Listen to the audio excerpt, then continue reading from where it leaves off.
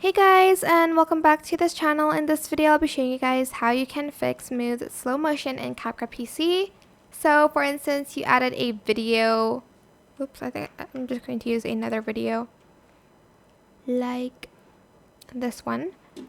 So if you went to basic here and you went to speed and you went to the slow-mo and you selected smooth slow motion, but it won't like process like this. Like my one does work, so I can't really show you, but you do have to just go to menu, go to more, go to your current version, check for updates, and if there is an update, please select install now. So I'm just going to select it, and I'm just going to wait for it to download. And once it's downloaded and you've updated your app, I'm hoping it works. I think it will work if your CapCut is like not updated.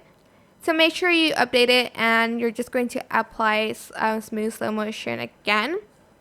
You also have to make sure you have internet connection, or else it won't work.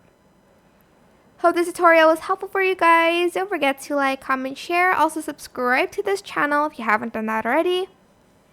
If you have any more questions about this video, leave it in the comment section down below. I will try my best to answer them all for you guys.